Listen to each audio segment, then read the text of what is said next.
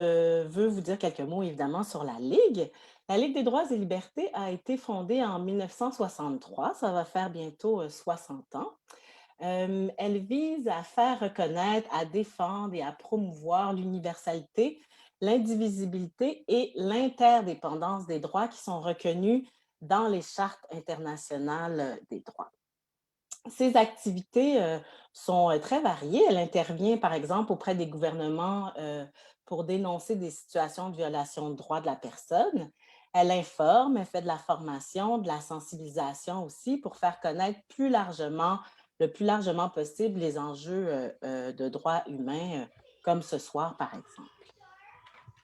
Depuis, mars 2020, on a tous été happés par la COVID.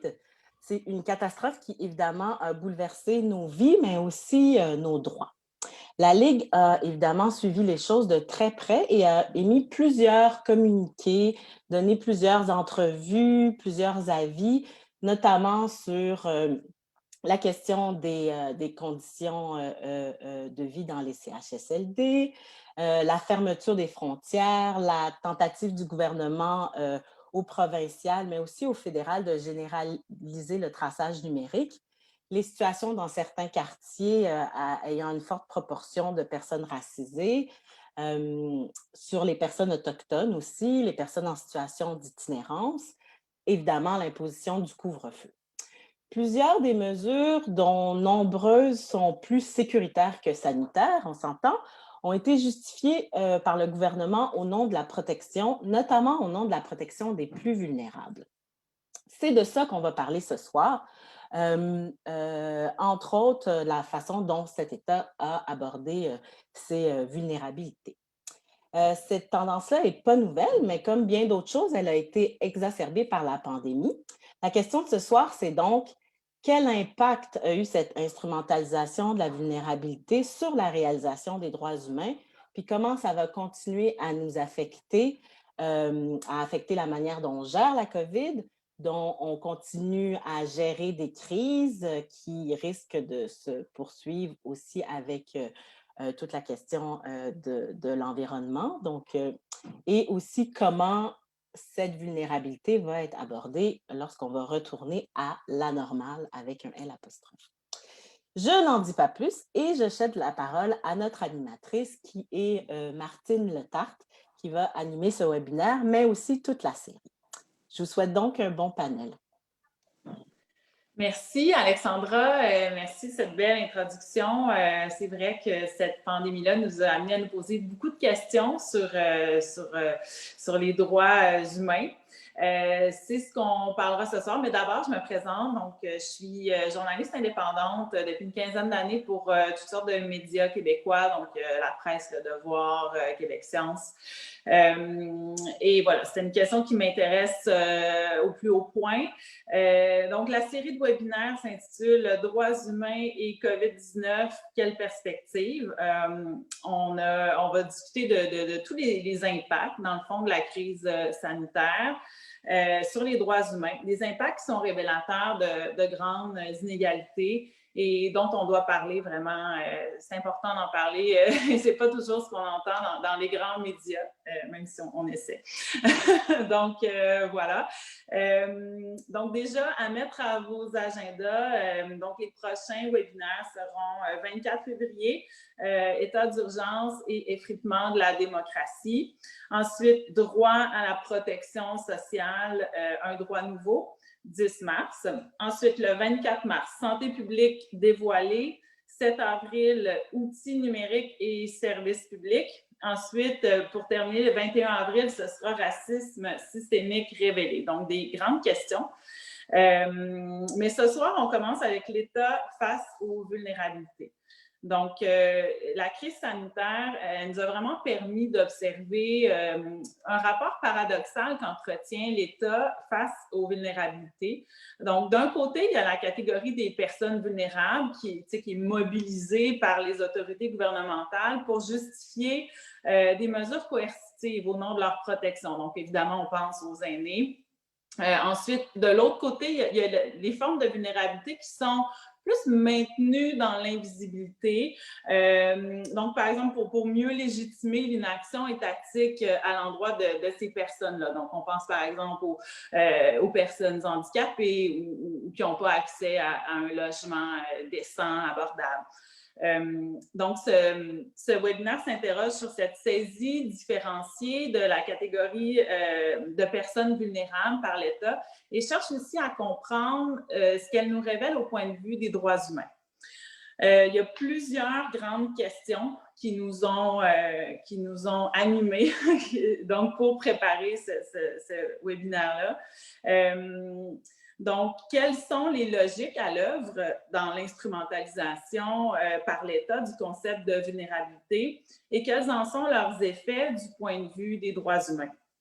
Donc, dans le contexte de pandémie, quels ont été les effets immédiats, mais aussi à long terme sur de l'activation de cette catégorie vulnérable là, en termes de droits humains? Aussi, est-ce que ces atteintes étaient raisonnables ou déraisonnables? Je sens qu'on n'a pas fini d'en débattre. Maintenant, comment la catégorie personnes vulnérables doit-elle être comprise ou utilisée dans une gestion de la pandémie qui est centrée sur les droits humains? Dans une perspective de droits humains, quels principes pourrait-on mettre en avant pour prendre en compte la situation des groupes dits vulnérables, tels que les aînés, les personnes en situation de handicap, d'itinérance, de pauvreté et les personnes incarcérées? Donc, des grandes questions.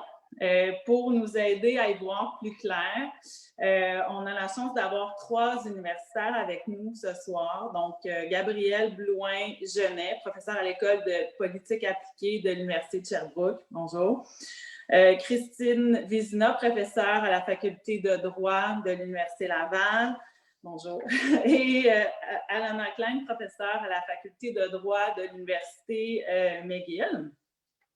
Donc, on est sur Zoom, mais en plus, on est en simultané sur la page Facebook de la Ligue des droits et libertés. Et sachez que le webinaire, il restera. Donc, c'est maintenant, c'est diffusé. Ensuite, on veut que vous participiez. Donc, c'est important pour nous. Donc, soyez attentifs. On va avoir plusieurs périodes de questions. Donc, après chaque universitaire, chercheur qui fera son intervention. On vous invitera à poser des questions dans le chat. On est clavardage, on est plusieurs, on est nombreux ce soir, donc c'est certain qu'on n'arrivera pas à répondre à toutes les questions, mais on va essayer. Puis, c'est ça, donc s'il y a toujours des gens qui participent dans le chat, qui ne posent pas nécessairement des questions, juste pour aider la gestion des questions, peut-être commencer votre question par question, 2 petits points. Comme ça va aider la gestion. Commençons. Accueillons Gabrielle Blouin-Genet, qui est professeure à l'École de politique appliquée de l'Université de Sherbrooke.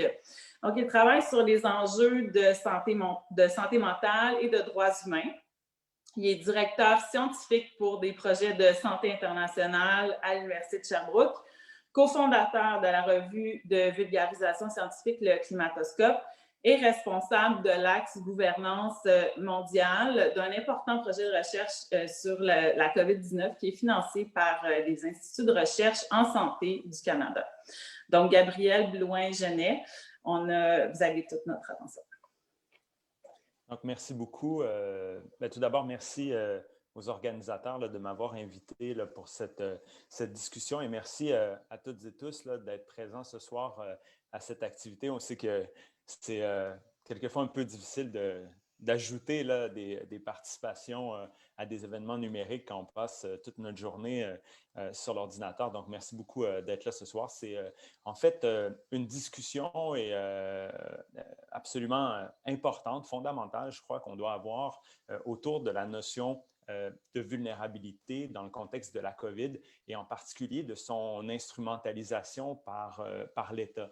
Parce qu'on a vu durant la pandémie, en fait, que les mots choisis, les termes utilisés ont un point important, ont une influence importante, en fait, sur les actions, sur les populations. On l'a vu notamment avec le concept de personnes essentielles ou services essentiels, mais je pense qu'on doit avoir aussi cette réflexion autour de la notion de vulnérabilité.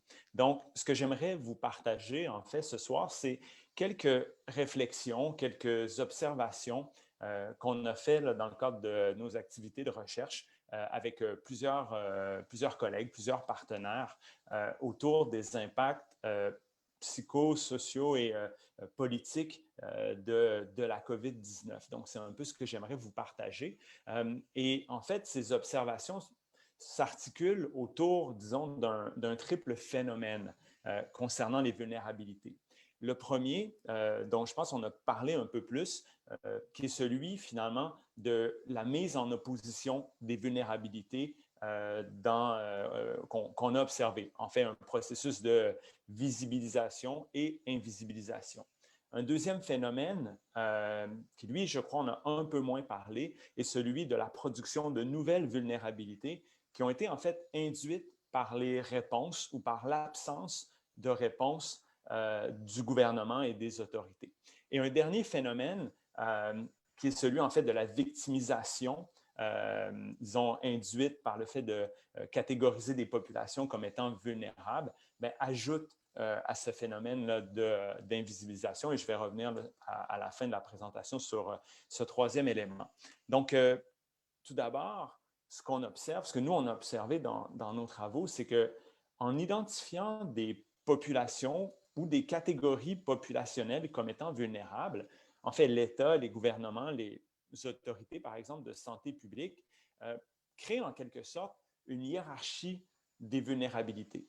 Donc, certaines vulnérabilités sont en quelque sorte légitimées. Donc, si on regarde, par exemple, les vulnérabilités identifiées par le gouvernement du Québec, bien, on voit, par exemple, en premier les personnes hospitalisées ou résidentes, par exemple, dans les CHSLD. On voit les personnes qui ont des maladies chroniques. On voit les personnes de plus de 70 ans. Donc, ce sont, disons, des vulnérabilités qui sont réelles, mais qui sont légitimées. Tandis que, en fait, d'autres vulnérabilités sont délégitimées, voire invisibilisées.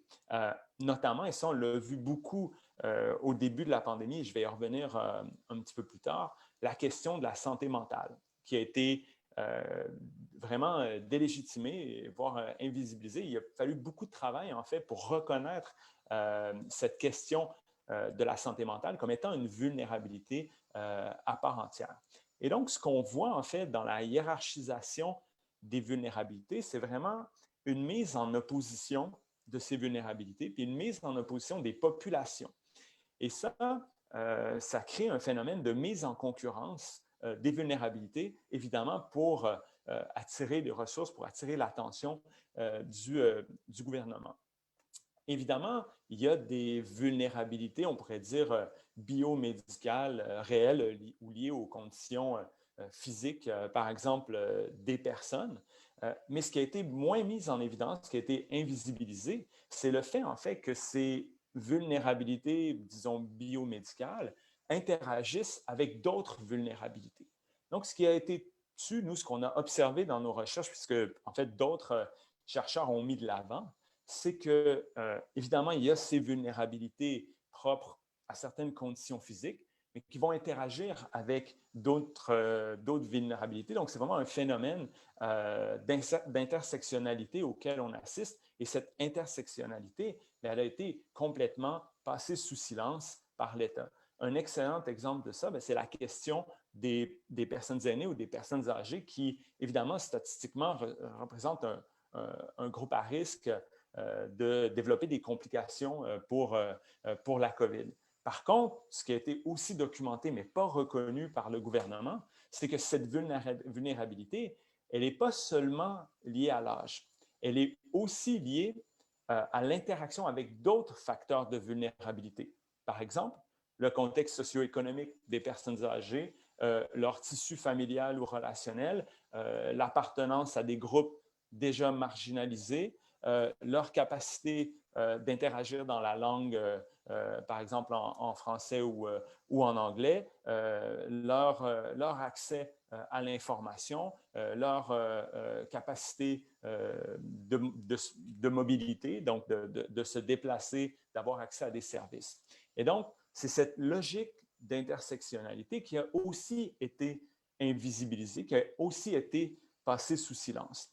En plus, évidemment, de l'invisibilisation de groupes, et ça a largement été reconnu, mais de groupes précis durant la pandémie. Par exemple, les personnes qui sont détenues en prison, on le constate malheureusement en ce moment avec plusieurs clusters au Québec et au Canada, mais aussi la question des violences conjugales qui a créé des vulnérabilités particulièrement pour les femmes, mais aussi l'accès et la réalisation aux droits sexuels et reproductifs qui ont été grandement limités par, évidemment, les diminutions de services en santé publique, puisque tout a été réorienté vers la COVID, mais aussi l'accès, par exemple, aux moyens de contraception ou à l'avortement, qui ont été grandement limités. Donc, ce qu'on voit dans un premier niveau, c'est vraiment cette question de la mise en opposition des vulnérabilités qui crée l'invisibilisation de certaines de ces vulnérabilités.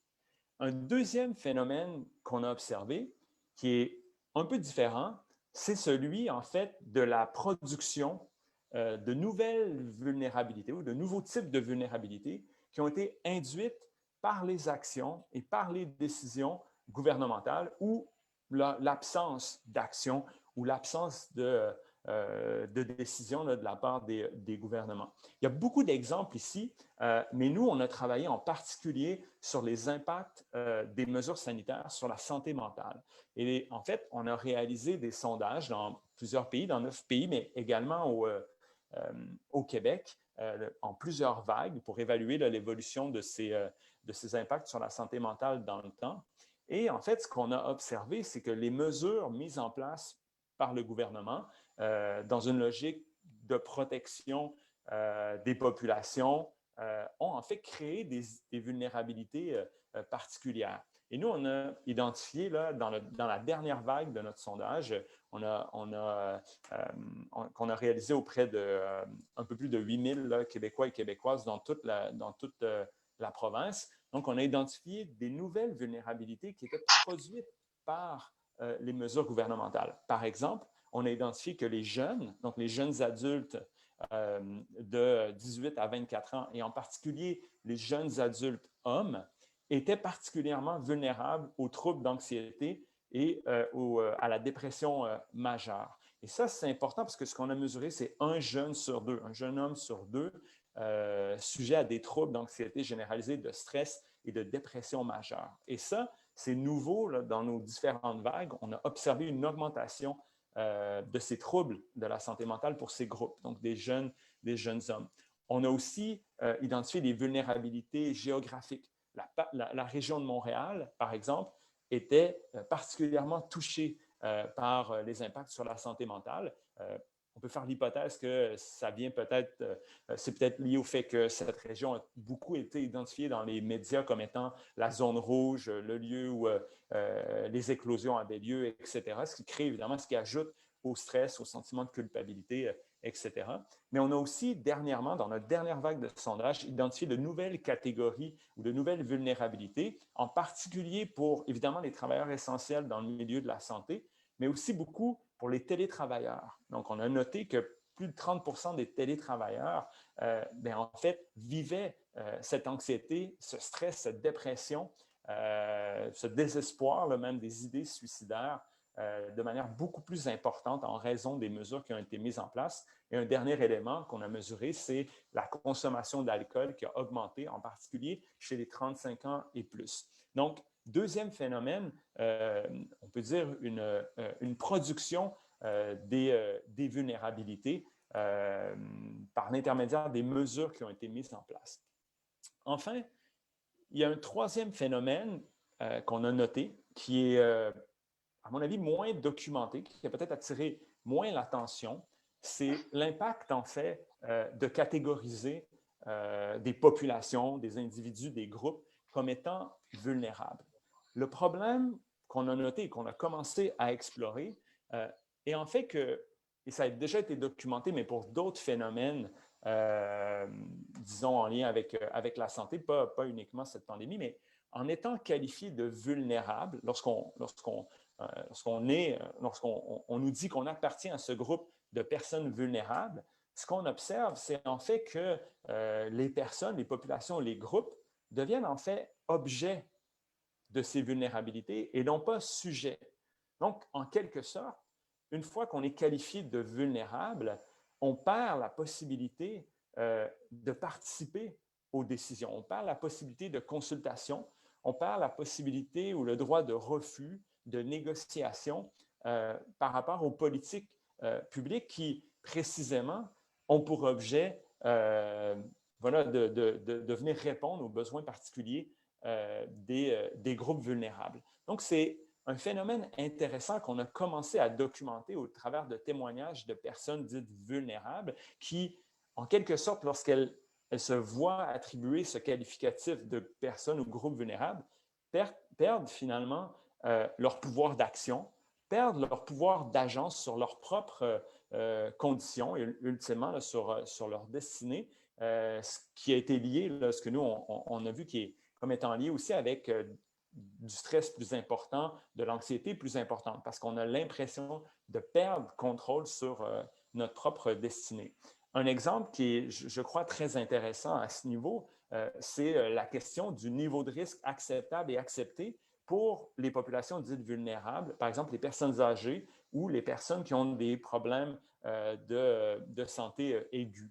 Donc, ce qu'on a observé, c'est littéralement on a pris pour acquis que le niveau de risque accepté de ces populations était zéro. C'est-à-dire qu'on devait minimiser au maximum le risque auquel étaient confrontés ces groupes. Mais en fait, on n'a pas demandé l'avis à ces personnes.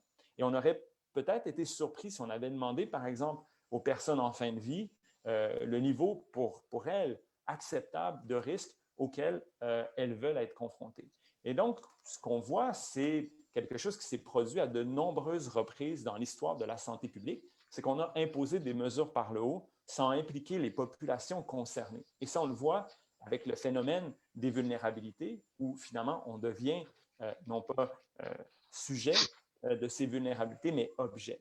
Et ça, on l'avait vu historiquement, notamment lors de la pandémie d'Ebola, là, qui a toujours cours, ou le VIH-Sida, où finalement les mesures qui avaient été mises en place, surtout au début de ces pandémies, c'était des mesures qui avaient été conçues pas par les personnes qui étaient affectées par la pandémie, mais par d'autres, par les autorités de santé publique, par les gouvernements. Et en fait, ces deux pandémies ont commencé à être contrôlées quand on a impliqué les personnes concernées. Par exemple, avec Ebola, autour de la question des rites funéraires, c'est uniquement lorsqu'on a trouvé des compromis, qui n'étaient pas le risque zéro, qu'on a pu mieux juguler cette pandémie. Même chose pour le VIH-Sida, c'est que lorsqu'on a impliqué, par exemple, les groupes d'hommes ayant des relations sexuelles avec d'autres hommes, qu'on a pu mettre en place des réponses qui étaient appropriées, qui, encore une fois, n'étaient pas un niveau de risque zéro, mais qui étaient un compromis acceptable pour les populations concernées. Et donc, ce qu'on voit, c'est vraiment l'imposition par le haut de mesures de santé publique en ce qui concerne les vulnérabilités. Et ça, on le retrouve dans l'histoire et ça a toujours été, finalement, ça s'est toujours soldé par des échecs. Et donc, à mon avis, avec la pandémie de COVID-19, on a refait finalement exactement les mêmes erreurs qu'on avait fait avec d'autres pandémies dans l'histoire. Évidemment, c'est plus facile à dire qu'à faire, mais un élément sur lequel je crois que l'on devrait travailler maintenant, c'est en fait d'engager le retour du public dans la santé publique. Parce que paradoxalement, la santé publique, c'est un espace dans lequel on a complètement exclu ce fameux public, les populations, les individus concernés et, en premier lieu, les personnes dites vulnérables. Donc, voilà ce qui clôt ma présentation. J'espère qu'on pourra discuter peut-être de certains éléments là, plus en détail ou de peut-être quelques éléments concernant là, les sondages que j'ai mentionnés brièvement. Merci beaucoup à tout le monde. Merci beaucoup, Gabriel. Très intéressant. C'est vraiment des questions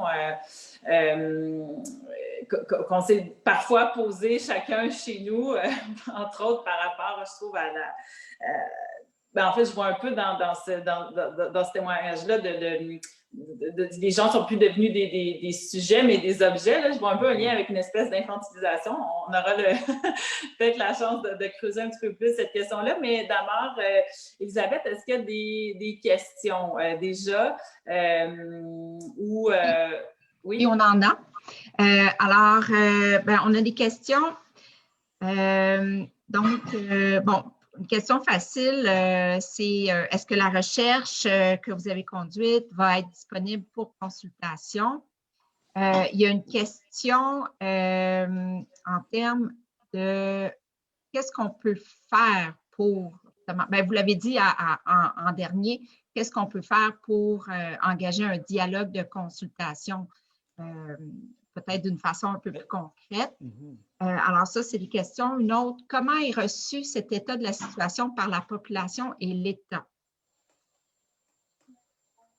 Oui, je peux commencer peut-être avec ces trois questions. La première, oui, évidemment, tous ces éléments-là que j'ai mentionnés rapidement sont disponibles. Donc, j'invite par exemple les gens qui veulent consulter là, des statistiques en lien avec nos sondages et tout ça, de simplement rechercher par exemple sur Google Université de Sherbrooke, impact sur la santé mentale, COVID. Vous allez trouver nos travaux, mon nom, celui de collègues comme la docteure Mélissa Généreux. Donc, on peut retrouver là, facilement cette information. Donc, Université de Sherbrooke, impact sur la santé mentale, COVID. Ou, évidemment, vous pouvez m'envoyer un courriel si jamais vous ne trouvez pas facilement. Ensuite, la question de comment on peut prendre en compte, parce que, ultimement, nous, un de nos arguments, notamment dans la formulation des politiques en lien avec la COVID, c'est de réintégrer le public dans la santé publique. Et ça, j'ai conclu un peu en disant ça que c'est plus facile à dire qu'à faire. Évidemment, c'est quand on est hors des instances de gouvernance, de décision, c'est facile de critiquer. Mais je pense que dans une première étape, puis là, évidemment, on a raté cette chance, à mon avis, mais il n'est jamais trop tard. Mais on aurait dû demander, lorsqu'on a identifié les premières vulnérabilités, puisqu'évidemment, avec la COVID, la science s'est construite au jour le jour. C'est-à-dire qu'on a vraiment appris à connaître cette maladie, on le fait encore, au jour le jour. Donc, il y avait beaucoup d'incertitudes, beaucoup de risques qui étaient extrêmement difficiles à communiquer. Mais ce qu'on n'a pas fait, c'est d'impliquer les populations concernées, donc les personnes qu'on identifie comme étant vulnérables, dans la prise de décision. On n'était peut-être pas obligé d'impliquer les gens individuellement, mais il y a des regroupements. Il y a des regroupements, par exemple, des personnes âgées. Il y a des regroupements de personnes immunosupprimées. Il y a des regroupements de personnes qui ont telle ou telle maladie chronique. Et donc, ces personnes, ces groupes qui représentent là, ces individus auraient pu être minimalement consultés. Et un des points sur lesquels nous, on met beaucoup l'accent, c'est la question du niveau de risque acceptable et accepté. En société, au Québec, par exemple, on n'a jamais mis en place un niveau de risque zéro. Si on prend, par exemple, la cigarette, le tabac, c'est 12 000 morts chaque année au Québec. Donc, on n'accepte pas un niveau de risque zéro, on accepte un compromis qui permet aux gens de continuer, s'ils le désirent, à fumer la cigarette avec des impacts acceptés sur la population. On essaie de les faire diminuer, mais il y a un compromis. Dans le contexte de la pandémie de COVID, on n'a pas fait ça. Évidemment, pour d'autres raisons, c'est que le système de santé, malheureusement, était très tendu, mais minimalement, on aurait dû consulter les personnes et demander, par exemple, si quelqu'un qui préférait accepter un risque, un niveau de risque, au lieu d'être zéro, d'être faible ou d'être moyen, de lui donner l'opportunité, notamment aux personnes en CHSLD, de voir leur famille, de voir leurs proches, même si ça veut dire un niveau de risque un petit peu plus élevé, un nombre un petit peu plus élevé de cas. On aurait dû avoir cette discussion avec les personnes concernées. Un autre élément qu'on a bien identifié, là, pas simplement nous, mais beaucoup de chercheurs, c'est la question du logement. Donc, un des facteurs de risque très, très importants, disons les facteurs socio-économiques, c'est le type de logement dans lequel on vit. Plus le logement est petit, plus la famille, disons, est grande, plus le risque de transmission est élevé. Et quand on a mis en place, par exemple, un couvre-feu, bien, on est venu augmenter les vulnérabilités de ces personnes pour qui le niveau de vulnérabilité était déjà important, déjà élevé. Donc, on aurait minimalement dû demander aux regroupements qui défendent, par exemple, l'accès à un logement décent, bien, leur position ou leurs recommandations par rapport à ces mesures-là. Et quand je parlais tout à l'heure de l'absence de réflexion autour de l'intersectionnalité, donc comment les vulnérabilités interagissent, eh bien, je pense qu'on le voit très bien avec cette question du logement qui finalement a décuplé le risque pour ces populations. Et en fait, elles n'ont pas du tout été consultées pour savoir si, bien, ultimement, un couvre-feu ou des limitations au déplacement, est-ce que ça n'augmente pas peut-être les vulnérabilités de personnes qui, en premier, étaient déjà plus vulnérables que les autres? Et peut-être rapidement sur la troisième question qui est comment sont reçus ces éléments à la fois peut-être par la population ou par la santé publique. C'est difficile à dire parce qu'évidemment, nous, on est dans peut-être une petite bulle de la recherche, mais nos discussions, notamment avec la santé publique, on voit que, en fait, ce qui est difficile à faire, c'est de répondre à l'angoisse, disons, généralisée. On a tous peur, on ne peut pas attraper la COVID. Donc, de répondre à cette angoisse tout en acceptant peut-être qu'il y a un niveau de risque général un peu plus élevé qu'on doit accepter pour empêcher justement, pour limiter finalement la démultiplication des vulnérabilités. Donc, en ayant des réponses extrêmement rigides d'un point de vue de la santé publique, bien finalement, on décuple ces vulnérabilités. Et mon impression, c'est que c'est cette interaction entre des réponses de la santé publique qui doivent apparaître comme étant fortes et la nécessité d'avoir des compromis. Donc, c'est extrêmement difficile d'avoir un compromis, surtout quand on ne donne pas la parole aux personnes en question. Donc, j'espère avoir quand même répondu un petit peu là, aux questions. Est-ce qu'on a le temps encore pour d'autres questions, Isabelle? Martine, pardon. On peut en prendre une. Oui, OK. Alors là, ben, il y a des questions très intéressantes, notamment rapidement. Est-ce que l'étude que vous avez menée incluait les vulnérabilités là, au niveau des personnes considérées en situation de handicap et aussi les travailleurs étrangers? Ça, c'est très, très court comme question. Puis une autre, la question, c'est est-ce que le problème de la tolérance au risque ne doit pas être examiné en mettant en perspective qu'on a créé un débordement du système de santé. Alors, est-ce que c'était centré uniquement sur les hôpitaux, ces décisions-là? Alors, je vous laisse la parole. Oui, merci beaucoup. Bien, en fait, je pense que la personne faisait référence là, à nos travaux, notamment les sondages qu'on a réalisés. Donc, nous, on n'a pas été… c'est un projet là, qui est en cours de route, donc je remercie la personne qui a posé la question parce que ça donne de bonnes idées, mais on n'a pas inclus cet élément dans nos variables, donc la situation de handicap ou, par exemple, l'appartenance à des groupes issus de l'immigration. Donc, ce n'est pas quelque chose qu'on a mesuré, mais c'est quelque chose qui est extrêmement intéressant, mais c'est quelque chose aussi qui a très bien été documenté par d'autres recherches. Donc, les personnes en situation de handicap, notamment par la diminution de services là, qui leur étaient offerts, on peut penser aux services de mobilité notamment, bien, ont vécu cette démultiplication de leur vulnérabilité. Et là, vous pouvez me rappeler la deuxième question, Elisabeth? Oui. Alors, est-ce que le problème de la tolérance au risque ne doit pas être examiné en mettant en perspective qu'on a craint un débordement du système de santé des hôpitaux? Oui, tout à fait. C'est un excellent commentaire et une excellente question.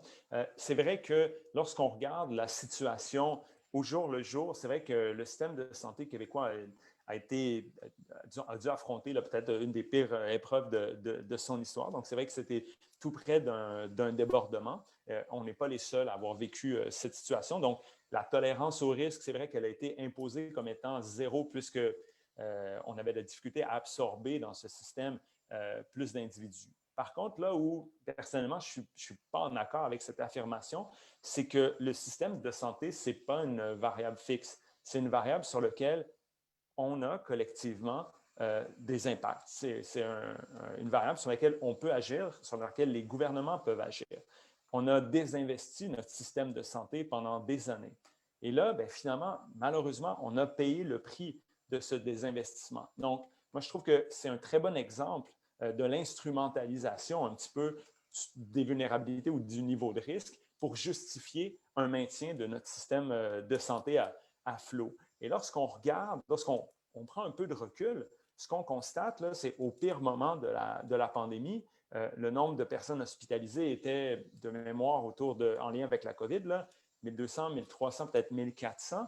Donc, ça reste relativement peu. Un nombre de personnes, c'est un tout petit nombre de personnes pour une province de 7-8 millions de personnes dans un des pays les plus riches, avec, même si on critique beaucoup notre système de santé, un des meilleurs systèmes de santé au monde, eh bien, on voit qu'on fonctionnait au niveau minimal de ce système. Donc, moi, mon approche, c'est un peu de dire, bien, en fait, on a été obligé de faire ça parce qu'on a désinvesti notre système de santé. Mais il aurait fallu, un, investir et deux, impliquer les populations dans le fonctionnement de ce système de santé et dans l'identification des populations vulnérables. Il faut donner le droit de parole aux personnes qui sont les premières concernées. Si on ne le fait pas, c'est un échec à notre mission. Merci, Gabrielle. Donc, il y aura on va écouter les autres intervenants. Il y aura aussi une autre période de questions plus générale à la fin. On pourra peut-être mélanger un peu les thèmes ou revenir plus spécifiquement aux différents chercheurs. Donc, soyez patients. Donc, c'est maintenant le temps de donner la parole à Christine Vézina, qui est professeure à la faculté de droit de l'Université Laval. Donc, elle s'intéresse au processus de mise en œuvre des droits économiques, sociaux et culturels dans des contextes d'exclusion sociale et de marginalisation. Donc, elle est co-responsable du groupe d'études en droits et libertés de l'Université Laval, chercheuse au Centre de recherche en droit prospectif et à l'Observatoire des profilages. Donc, Christine Vézina, qui est également membre du conseil d'administration de la Ligue des droits et libertés du Québec, en fait, section de Québec, donc la Ville de Québec. La parole est à vous. Merci beaucoup, Martine. Merci à toute l'équipe de la Ligue pour l'organisation de cette série de webinaires. C'est vraiment un travail extraordinaire et très pertinent dans le contexte. Alors, je vous salue et je vous remercie de m'avoir invité à participer à cet événement. Je suis bien contente d'être avec vous ce soir. Alors, merci, Gabrielle, pour ta présentation. Et je vois que, en fait, c'est pas si étonnant, bien sûr. Hein? On va surfer un peu sur les mêmes vagues. On est un peu dans des variations sur un même thème. Hein? C'est tout à fait normal, vous allez me dire. On est tous et toutes présents autour du même panel qui porte sur le thème de l'État face à la vulnérabilité ou aux vulnérabilités. Alors, vous allez voir que je vais reprendre certaines notions qui ont été pointées par Gabrielle dans une autre perspective, parce que je peux vous dire d'entrée de jeu que je vais structurer mes commentaires à travers deux questions, les deux questions qui m'ont été posées par la Ligue. D'abord, comment est-ce que la catégorie personnes vulnérables doit-elle être comprise, utilisée dans la gestion de la pandémie, dans une gestion de pandémie centrée sur les droits humains? Donc ça, c'est le premier thème sur lequel je vais présenter quelques réflexions. Et ensuite, la deuxième question, dans une perspective de droits humains, quels principes pourrait-on mettre en avant pour prendre en compte la situation des groupes dits vulnérables? Donc, je vais décliner mes réflexions en répondant à ces deux questions. Et j'aimerais tout d'abord reprendre la balle au bon en lien avec ce qui a été dit sur la catégorie de personnes vulnérables et l'objectivation des personnes à travers l'utilisation de cette catégorie. Dans ma perspective, de mon point de vue, vous allez voir que j'utilise si j'utilise le terme personne vulnérable, je vais peut-être utiliser personne vulnérable entre guillemets ou personne dite vulnérable ou encore l'appellation que je préfère, les personnes en situation de vulnérabilité. Et là, ça fait un lien direct ou un écho à ce que Gabrielle a déjà dit. Les situations de vulnérabilité, bien, on reconnaît en fait que la personne, en raison des interactions entre certaines caractéristiques qui lui sont propres et les normes sociales, il y a une interaction qui prend forme et la vulnérabilité se crée dans cette interaction. Donc, je l'appréhende, le phénomène de vulnérabilité de cette façon, ce qui nous permet notamment de pointer du doigt les normes sociales, les normes discriminatoires qui viennent créer, fabriquer les situations de vulnérabilité. Je vais revenir sur ce point-là, mais je voulais d'entrée de jeu faire cette précision. Deuxième chose que je voulais dire, donc dans mes commentaires, je vais principalement m'appuyer sur les obligations qui s'imposent à l'État, au Québec et au Canada en vertu du Pacte international relatif aux droits économiques, sociaux et culturels, que je vais affectueusement appeler le PIDESC. Donc, le PIDESC, qui a été ratifié par le Québec et le Canada en 1976, impose des obligations au Québec et au Canada. Donc, c'est sous cet angle-là que je vais principalement orienter ma réponse à la première question. Et la deuxième question, ben, je vais faire des liens avec une recherche empirique que j'ai réalisée il y a longtemps, d'ailleurs, que Alana connaît, puisqu'elle était sur mon jury de thèse à cette époque. Et donc, je vais faire des liens entre cette recherche qui, même si de nombreuses années se sont écoulées depuis, demeure toujours pertinente à utiliser dans le contexte de la pandémie de la COVID-19.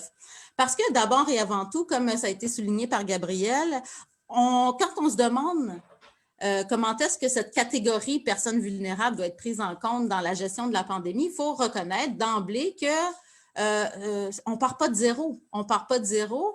On part pas de zéro pour lancer cette réflexion. La lutte au VIH a introduit, avant l'existence de la COVID-19, a introduit en santé publique un nouveau paradigme qui a démontré en fait que le respect des droits de la personne dite vulnérable au VIH, on a parlé tout à l'heure des hommes ayant des relations sexuelles avec les hommes. On pourrait penser aux personnes utilisatrices de drogues injectables. On pourrait penser aux personnes à statut d'immigration précaire, etc. Donc, on a démontré dans le contexte de la lutte au VIH que le respect des droits des personnes dites vulnérables est un facteur déterminant de la prévention tant à l'échelle mondiale qu'à l'échelle canadienne et québécoise. La lutte au VIH a permis de démontrer aussi que le droit à la santé, qui est protégé dans le PIDESC, que le droit à la santé offre un cadre d'analyse qui est pertinent pour élaborer des mesures qui, tout en étant pertinentes sur le plan de la santé publique, sont des vecteurs d'inclusion. Donc, encore une fois, je fais un lien avec ce qui a été dit, des vecteurs d'inclusion pour les personnes vulnérables au VIH et marginalisées. Donc, revenons en partant de cette expérience qui est antérieure au phénomène dans lequel nous sommes englués depuis 1 an déjà. Revenons donc à la question. La catégorie de personnes vulnérables ou la catégorie de personnes en situation de vulnérabilité doit impérativement être prise en compte dans la gestion de tout système de santé et, a fortiori, dans la gestion de la présente pandémie. Elle doit être prise en compte, cette notion de personnes vulnérables, par les autorités gouvernementales parce que le PIDESC, le fameux pacte dont j'ai parlé, impose à l'État de prioriser les besoins des personnes les plus vulnérables dans les réponses à la pandémie. L'État n'a donc pas le loisir de choisir de voir ou de ne pas voir les vulnérabilités. Il n'a pas le loisir d'y répondre ou pas. Au contraire, toujours en vertu du PIDESC, l'État a l'obligation de documenter la réalité et de colliger les données nécessaires pour identifier les personnes vulnérables et marginalisées et pour comprendre les problématiques auxquelles elles sont confrontées, pour ensuite être en mesure d'élaborer de manière prioritaire des stratégies des programmes qui sont ciblés et qui tiennent compte de la réalité de ces personnes. Les réponses à la pandémie qui sont uniformes, qui sont mur à mur et qui reposent très souvent sur des présupposés qui sont erronés, qui sont mal fondés, qui sont mal documentés, hein, pour ne pas même parler de préjugés. Ces réponses, donc, où on considère tout le monde pareil, ces réponses créent des angles morts, ça a été dit maintes et maintes fois dans la couverture médiatique, créent des angles morts et pose problème du point de vue du droit à la santé. On peut même affirmer que ces réponses mur à mur sont des atteintes au noyau dur du droit à la santé qui exige donc d'accorder une attention prioritaire envers les groupes vulnérables et marginalisés. Pourquoi est-ce que cette attention prioritaire aux réalités des personnes en situation de vulnérabilité doit-elle être accordée? Principalement, selon les observations générales qui sont élaborées par le Comité des droits économiques, sociaux et culturels chargé d'interpréter ce pacte, le PIDESC.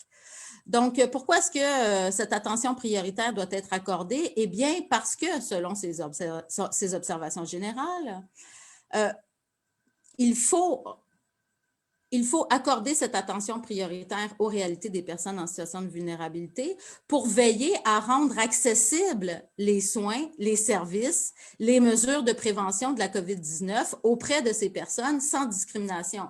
Donc, ici, on fait un lien direct entre cette attention prioritaire, cette reconnaissance des situations de vulnérabilité et la volonté de rendre accessibles des soins, des services, des mesures pertinentes en contexte de pandémie. On peut penser, un exemple très basique, on peut penser au simple accès à des lavabos, du savon, de l'eau, hein, pour les personnes en situation d'itinérance qui, lorsque le confinement s'est imposé, n'avaient plus accès à ces installations de base là, qui sont primordiales dans les mesures de prévention de la COVID.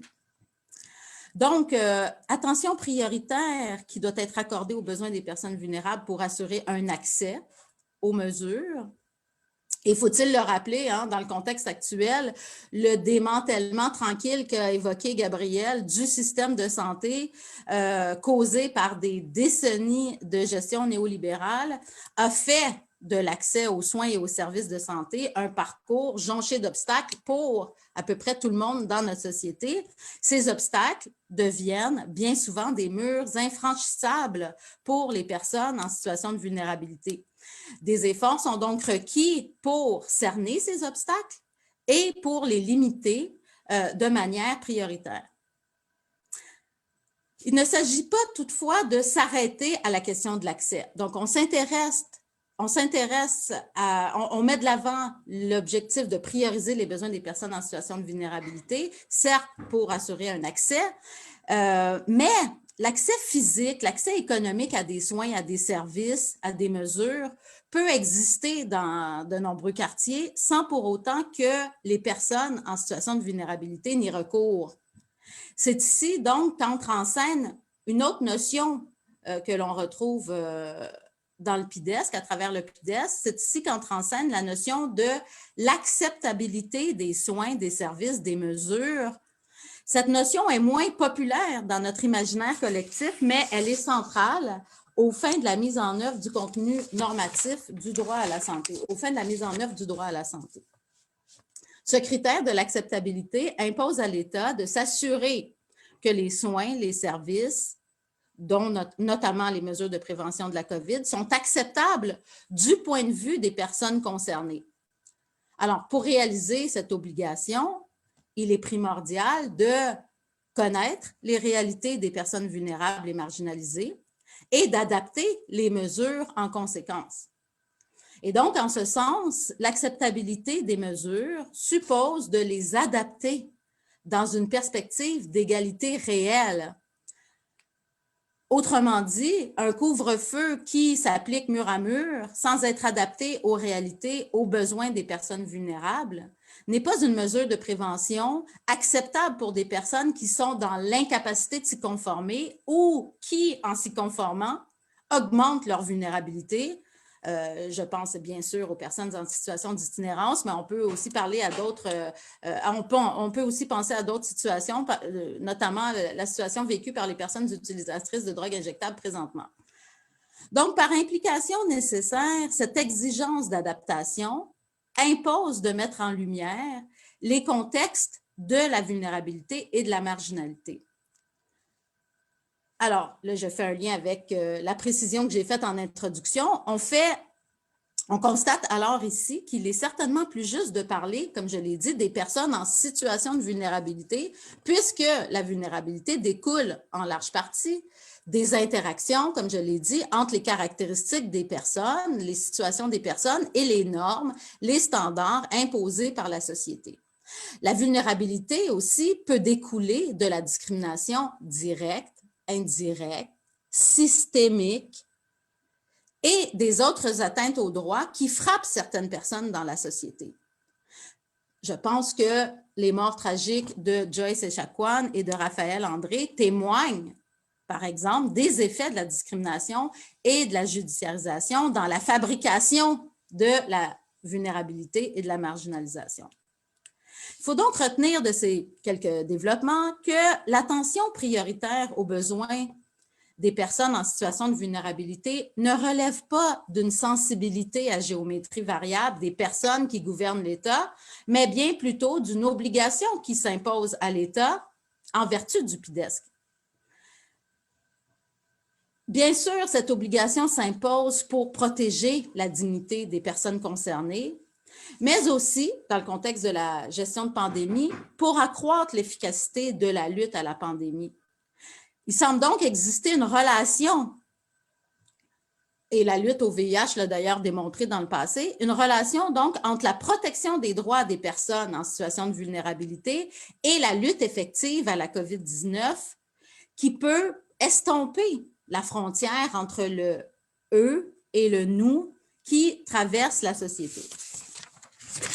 Alors, il s'agissait de mes quelques réflexions relatives à la première question qui m'a été posée. De combien de temps est-ce que je dispose encore pour répondre à la deuxième question, Martine? Je dirais 1 ou 2 minutes. Merveilleux, merveilleux. Ben, je vais rebondir et ça fera un lien avec ce qui a déjà été dit par Gabrielle, parce que la deuxième question, je vous la rappelle, dans une perspective de droits humains, quels principes pourrait-on mettre en avant pour prendre en compte la situation des groupes dits vulnérables? Eh bien, moi, le principe ici qui m'apparaît central, c'est celui de la participation des personnes concernées qui sous-tend tous les droits humains, dont le droit à la santé. Et on a au Québec des véhicules tout-terrain, des véhicules adaptés pour opérationnaliser ce principe de la participation. Ce sont les organismes communautaires. Et c'est ici que je fais un lien avec cette recherche doctorale que j'ai réalisée il y a quelques années. Ces organismes communautaires peuvent contribuer à travers des mécanismes de concertation, de consultation, à l'élaboration des mesures de lutte à la pandémie et aussi, bien sûr, à leur mise en œuvre à travers leurs actions sur le terrain. Et dans les deux cas, l'ancrage de ces organismes dans les milieux, leur proximité avec les personnes vulnérables, leur connaissance fine du terrain les place dans une situation où ils sont en mesure de créer du lien social avec des personnes qui sont souvent en rupture avec le réseau de la santé ou de la société. Et c'est cette posture qui leur permet de décoder les besoins des personnes en situation de vulnérabilité, les enjeux du terrain, de révéler des réalités inconnues et invisibles. Ces organismes sont donc bien positionnés pour orienter les autorités gouvernementales dans l'adaptation des mesures de la lutte à la COVID-19 ou de créer des programmes sur mesure qui seront accessibles à travers leurs activités. Et je vais terminer sur ce point. La condition sine qua non à ce travail qui peut être réalisé par les organismes communautaires, la condition sine qua non, c'est celle du respect de leur autonomie. Autonomie, et je le rappelle, qui est reconnue dans la loi sur les services de santé et les services sociaux, mais qui est de plus en plus mise à mal à travers la gouvernance, la nouvelle gouvernance publique et les financements. Donc, plus on va privilégier l'autonomie des organismes, plus ils seront agile, pour faire un lien avec les grands principes qui gouvernent la nouvelle gouvernance publique. Donc, plus ils seront agiles, plus ils seront en mesure de répondre aux réalités du terrain et ainsi de contribuer à la mise en œuvre du droit à la santé. Merci beaucoup, Christine. Ça a été terminé rapidement, mais bon, on aura le temps aussi d'en reparler peut-être à la fin. Mais très intéressant, c'est cette idée des groupes communautaires qui ils ont déjà l'information, ils savent déjà finement, ils ont déjà cette connaissance fine du terrain qui est évidemment pas toujours si connue en haut, hein, dans le niveau des autorités gouvernementales. Ça a suscité certainement plusieurs questions, Elisabeth? Oui, absolument. En fait, on en a une que je peux relayer. La question est la suivante. Le concept de vulnérabilité est-il un outil utile? Fait-il plus de mal que de bien compte tenu qu'il est instrumentalisé, notamment en mettant en hiérarchie ceux et celles à sauver et ceux et celles à laisser tomber? C'est peut-être une question qui, justement, qui venait, qui peut toucher les deux panélistes, là. Est-ce que, Christine, tu te sens prête à y répondre? C'est-à-dire que je n'ai pas une réponse parfaite pour répondre à cette question. Bien sûr, la perspective que j'ai présentée ici, c'est une perspective qui découle des obligations qui s'imposent à l'État en vertu d'un traité, hein, le Pacte sur les droits économiques, sociaux et culturels. Donc, dans la perspective de la mise en œuvre des droits humains, la notion de personne vulnérable ou de personne en situation de vulnérabilité est un outil pour structurer des obligations à la charge de l'État. Donc, je comprends bien sûr tous les risques d'instrumentalisation qui en découlent, mais dans la perspective de la mise en œuvre des droits, il faut voir que la catégorie personne en situation de vulnérabilité englobe en fait le principe de la non-discrimination, englobe le principe de la participation des personnes concernées. Et donc, du coup, il s'agit de garde-fous, je pense, pour limiter les effets pervers d'une instrumentalisation. Ceci dit, je ne suis pas en train de dire que l'instrumentalisation ne peut pas entraîner des effets pervers. Je suis en train de parler des obligations qui s'imposent à l'État, de ce que dit le droit international des droits de la personne, mais ce n'est pas exclu que dans la vraie vie, sur le plancher des vaches, il y a une instrumentalisation qui entraîne des effets pervers, à l'égard desquels, donc, il faut être très vigilant et être en mesure de répondre. OK. Merci. Deux autres questions. Comment ramener les droits humains lorsque la pandémie force une vision limitée de la santé publique? Je ne sais pas si vous êtes en accord avec ça. Puis, il y a la question de, y a-t-il des pays qui ont pris en compte le PIDESC dans les prises de décision relatives à la pandémie? Oh là là, quelle bonne question. Alors, la première question, vous pouvez me la rappeler, s'il vous plaît, Elisabeth? Oui, absolument. Comment ramener les droits humains lorsque la pandémie force une vision limitée de la santé publique? Bon, c'est vrai que la pandémie, surtout il y a 1 an, hein, quand ça nous a frappés, ça nécessitait des réponses très rapides. On pouvait comprendre là, que les mesures n'étaient pas parfaitement conçues, pensées, élaborées, etc. J'en conviens. Il ne faut pas oublier non plus qu'on est toujours dans un contexte de gouvernance par décret, hein? Donc, ça aussi, ça a un impact important sur ce qu'on vient de dire, parce que quand on parle de la consultation, de la concertation, des mécanismes de concertation qui existent, qui sont en place, c'est peut-être peu compatible avec une gouvernance par décret. C'est pas comme si on était en train d'adopter une loi, commission parlementaire, des organismes qui viennent témoigner, etc. Ceci dit, même dans ces cas-là, parfois, on peut voir que le gouvernement n'a pas toujours l'oreille tendue, mais bon, bref, c'est un autre sujet sur lequel je ne devrais peut-être pas me lancer. Mais bref, il y a des mécanismes qui sont en place qui permettent une remontée des informations du terrain vers les autorités de santé publique à travers la structuration du réseau de la santé et des services sociaux. Ça a toujours existé, ça continue d'exister. Ça a été bien charcuté lors des dernières réformes de la santé, notamment celle du ministre Barrette, mais il reste que des mécanismes en place là, qui peuvent être, qui existent et qui peuvent être sollicités.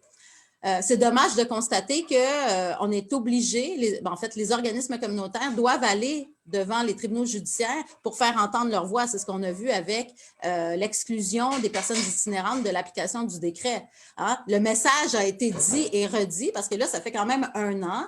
Donc, notamment par le biais des médias, il y a des messages qui sont véhiculés, il y a des demandes qui sont faites, récurrentes, c'est rien de nouveau sous le soleil, ça existait même avant, puis ça existe encore aujourd'hui, et il a quand même fallu aller frapper à la porte de la Cour supérieure du Québec pour exclure les itinérants du champ d'application du décret, ce qui démontre aussi que le gouvernement n'a pas toujours une oreille tendue là, face à la réalité de la vulnérabilité.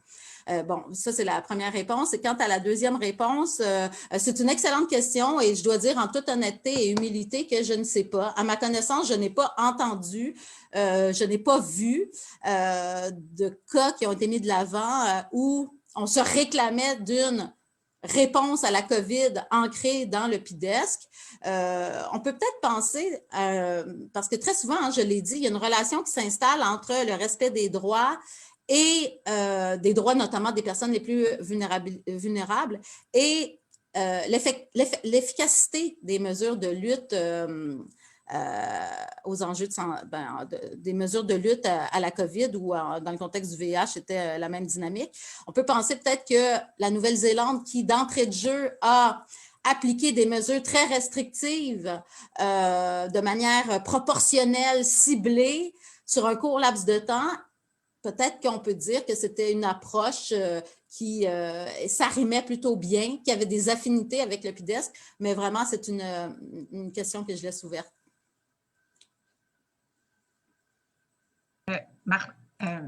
Martine, est-ce qu'on a encore du temps pour des questions ou c'est le tour on peut en prendre une autre. On peut en prendre une autre. OK. Bien, il y a la question justement au niveau des organismes communautaires. Il y a quelqu'un qui pose une question. Comment renverser la tendance actuelle de néolibéralisation des organismes communautaires utilisés par l'État pour objectiver les personnes vulnérabilisées? Il y avait quelqu'un qui avait mentionné que la convention de financement actuelle nous fait perdre ce droit à l'autonomie. Donc, c'est sûr que c'est ce qu'on voit, hein, la tendance qui existe depuis déjà une vingtaine d'années, c'est de voir que malgré la reconnaissance de l'autonomie dans la loi,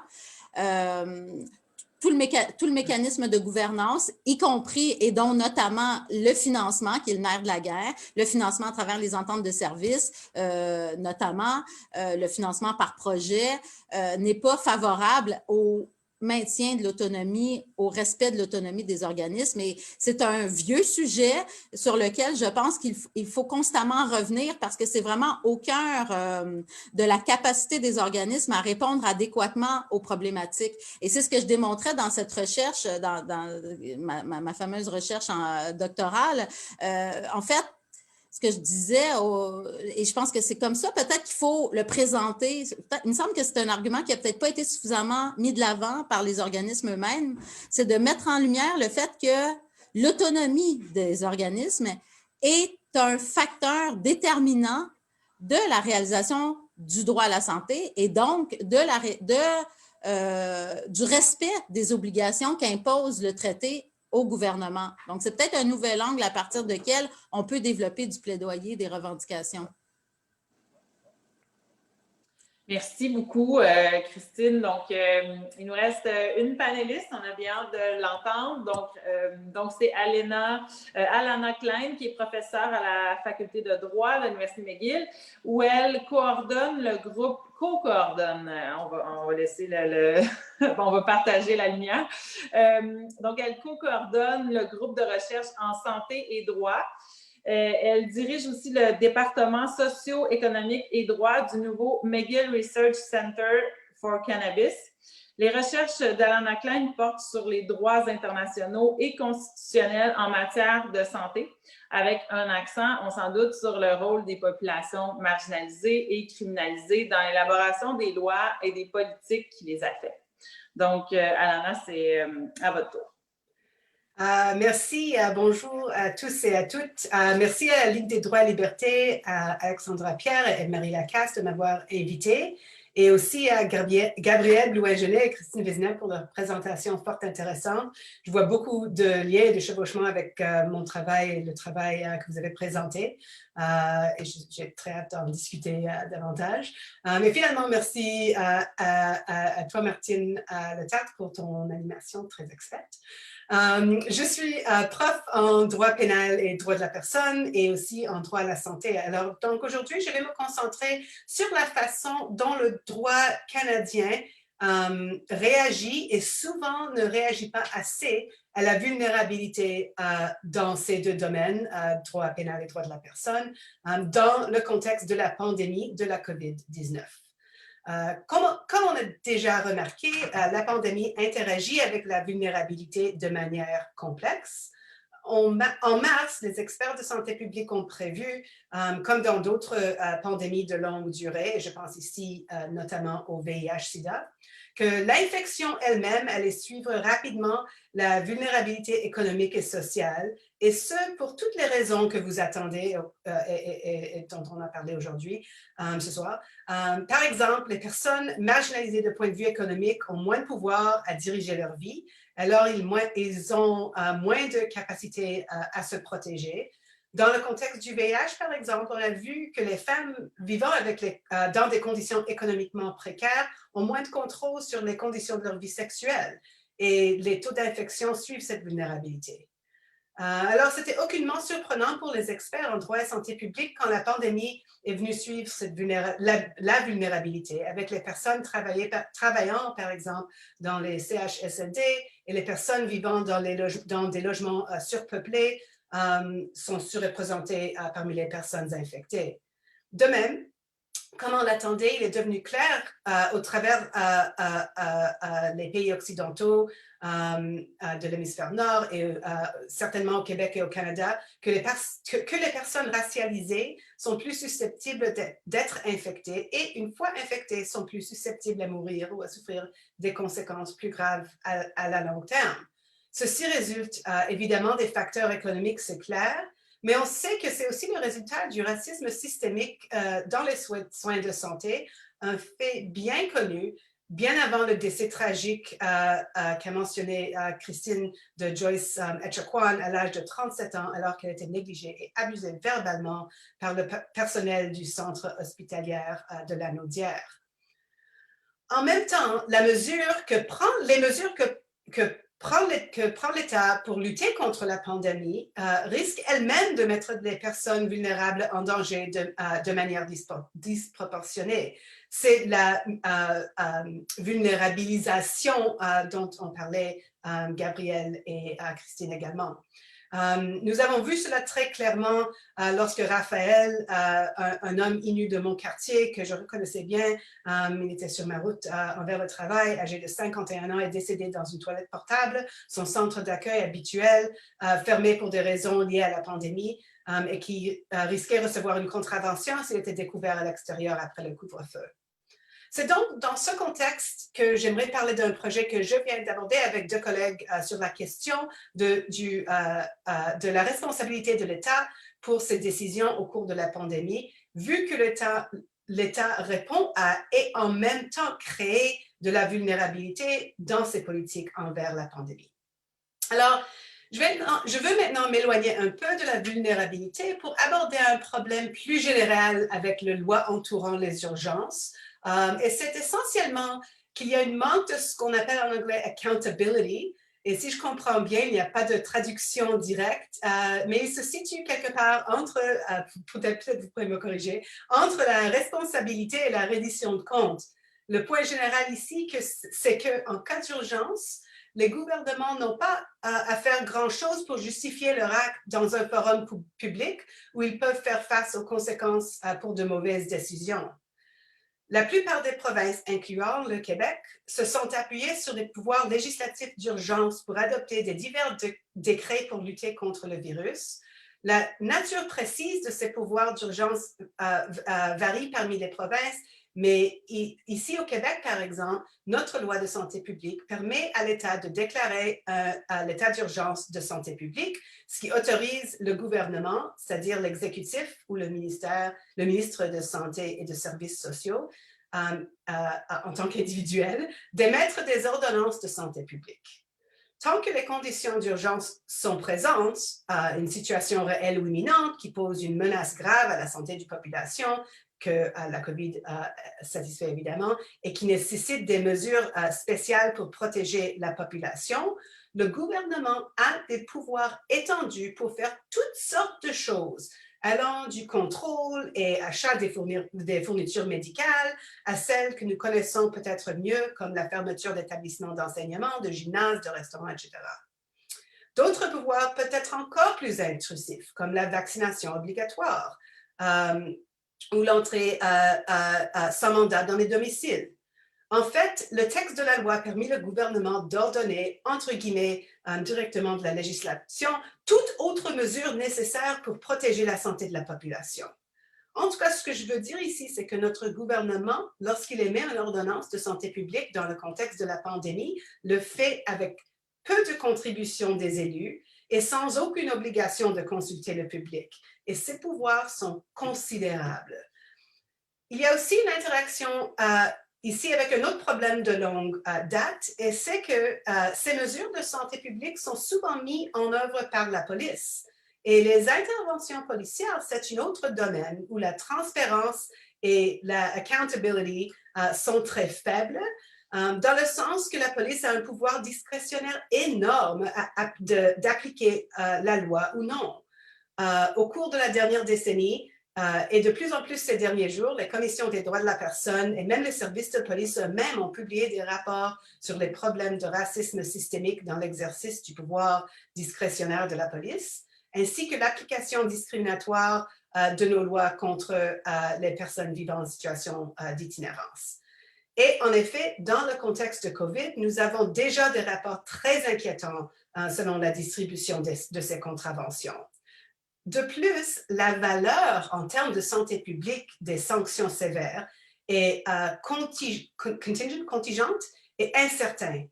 On peut en parler davantage dans les questions-réponses si vous avez du temps, mais pourtant, comme indiqué, le fait que les décrets sont par voie des pouvoirs d'urgence signifie qu'on n'a même pas eu la possibilité d'avoir un débat public comme dans des situations normales sur la sagesse de ces mesures punitives.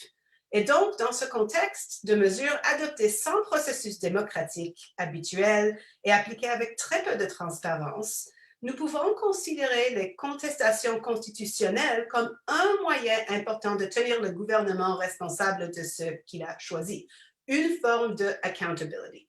Et pour des raisons que Christine certainement connaît bien, c'est une mesure limitée, c'est pas large comme le PIDESC, et ça impose des obligations, nos chartes imposent des obligations beaucoup plus étroites que le PIDESC qu'a décrit Christine, mais en tout cas, c'est un avenue important selon moi.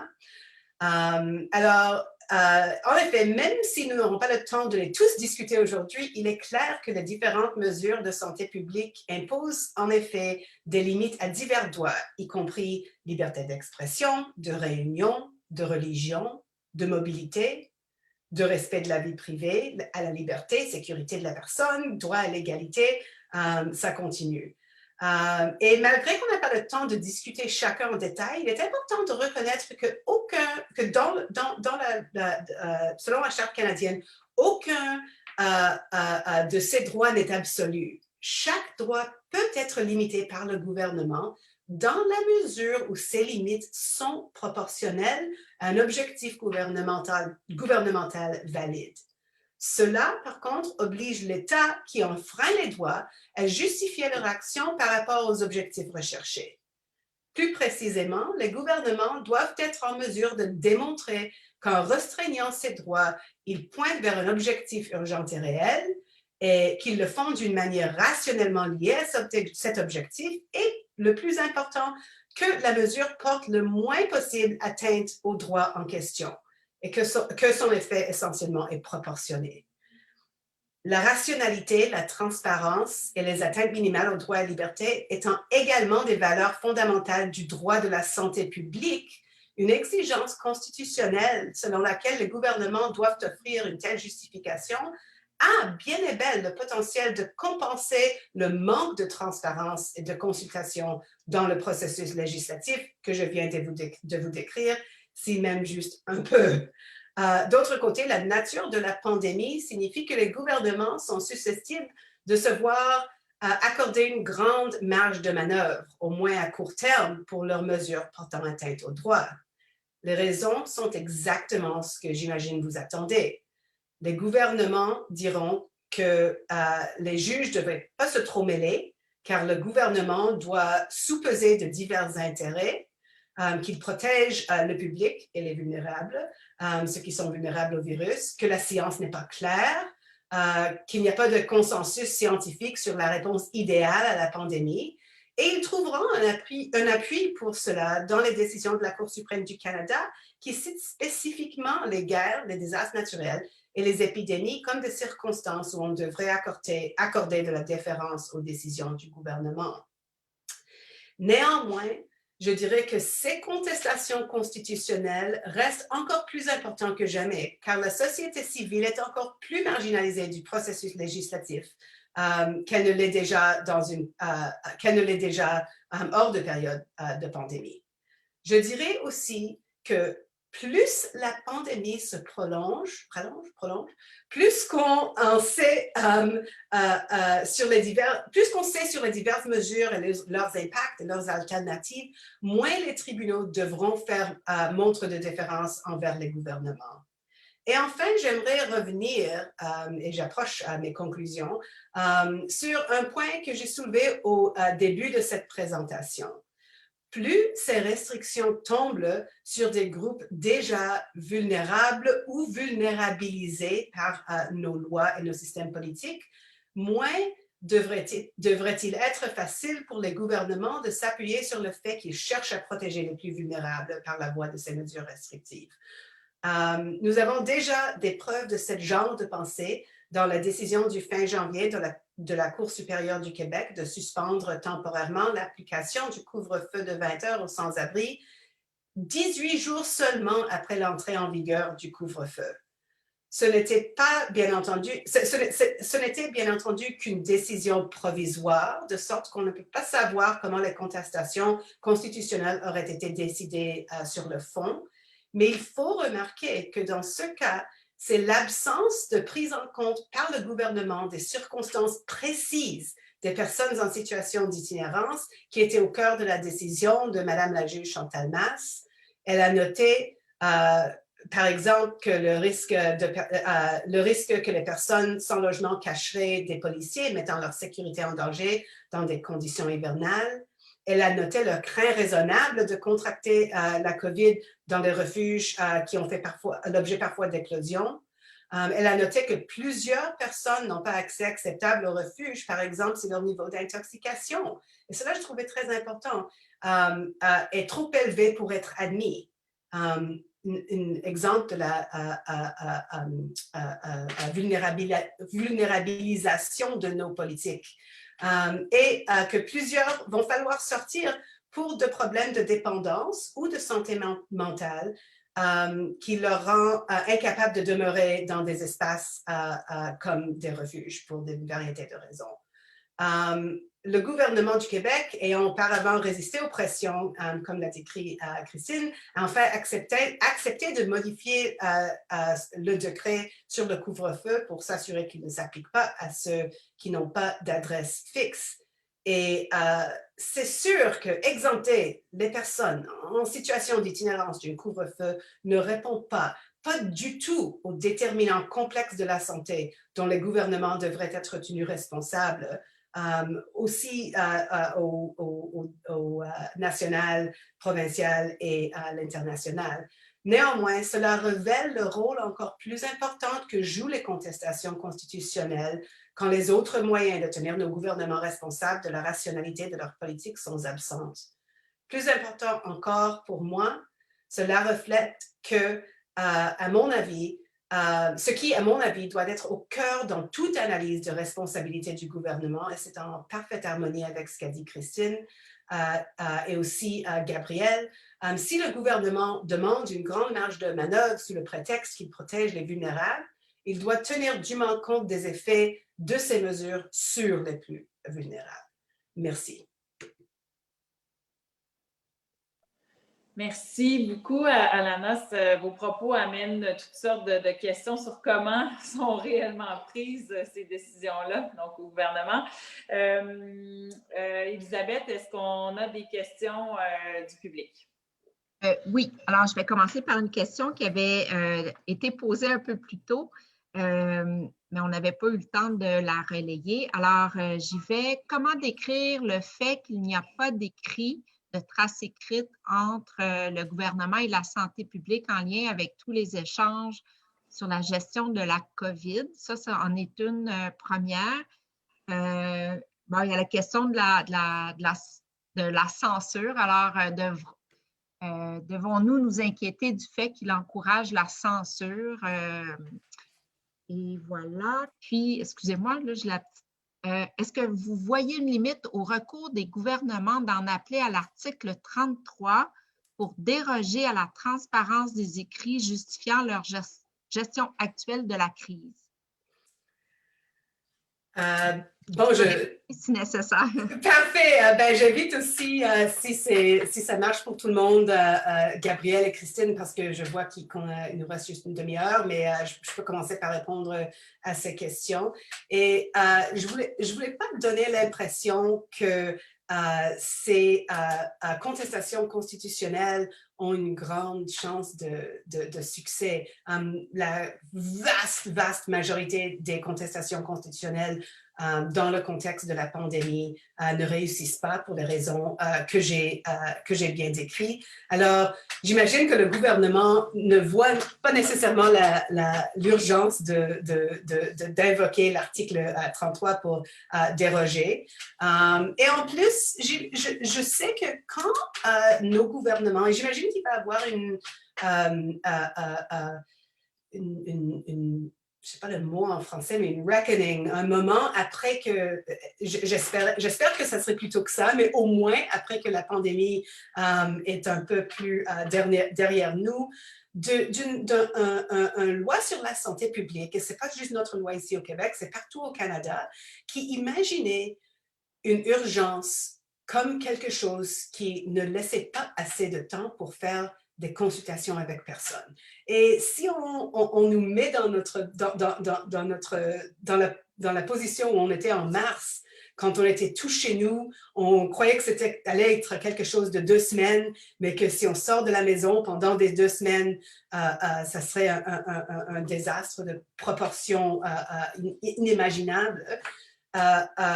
On voit que c'est cette mentalité qui a donné naissance à notre loi sur la santé publique et aux parties de cette loi qui donne tant de pouvoir de faire tout ce que fait le gouvernement sans consultation. Et ils sont mis sur un chemin de ne pas consulter. Tout a été arrêté. Et de mon avis, ça n'a pas été nécessaire. Et on pourrait réécrire notre loi de santé publique pour essentiellement requérir surtout dans des situations d'une pandémie prolongée comme le nôtre, de remettre les processus démocratiques et plus que ça, de bonifier ces processus démocratiques.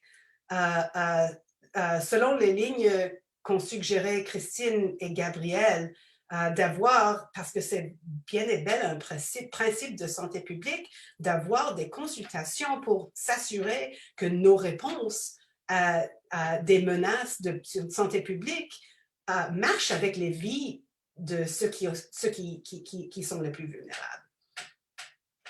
Donc, ça, c'est ma réponse.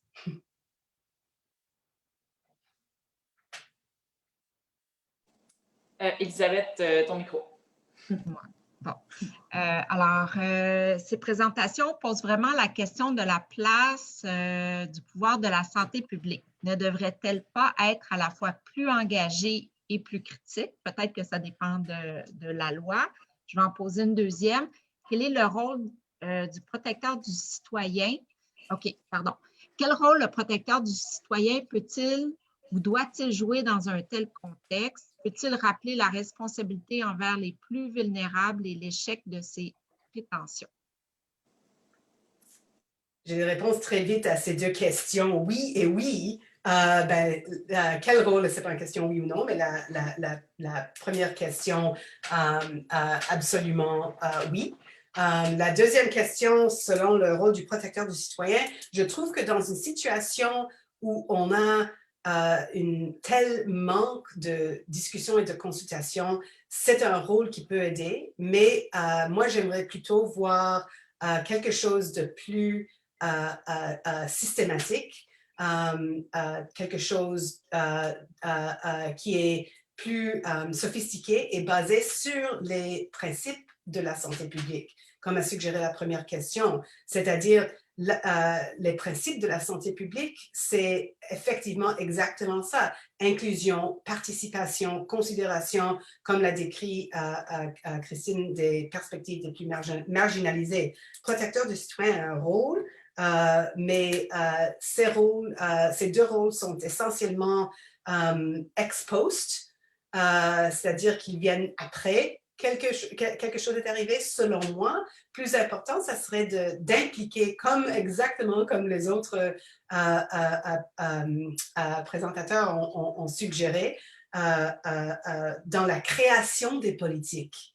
Et c'est ce qui était notre leçon du VIH-Sida, c'est que pour que les mesures de santé publique marchent, il ne faut pas essentiellement qu'ils soient créés par des personnes moins affectées et imposées sur les plus affectés. Il faut que ça soit créé ensemble, essentiellement. Merci. Est-ce que, Martine, il reste du temps pour une autre question? Prenons-en une.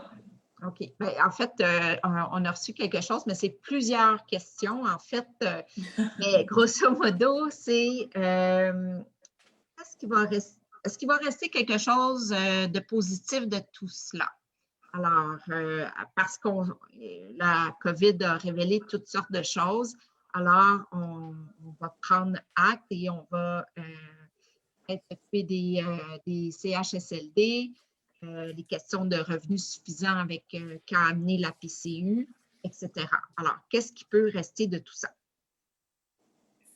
Si c'est toujours, j'imagine que Gabrielle et Christine ont beaucoup de choses à dire pour répondre à cette question, mais selon moi, ce que j'attendais au début de la pandémie, c'est que c'était un espoir. J'avais un espoir qu'on allait finalement se rendre compte que nos futurs, notre santé, notre bien-être et toutes les uns liés l'un à l'autre. J'apportais cet espoir de mes expériences essentiellement avec le VIH-Sida, la solidarité qu'a créé le VIH-Sida entre de différentes communautés marginalisées qui s'entendaient par le sujet du VIH-Sida. Alors, j'attendais que, essentiellement, par exemple, quand on a quand on requiert que tout le monde reste chez soi, que le gouvernement canadien s'est entré et s'est rendu compte qu'il faut appuyer ces efforts, que la santé publique, c'est essentiellement public et ça demande qu'on nous aide. Alors, pour moi, j'espère que ça va marcher. Ça va créer un tel résultat.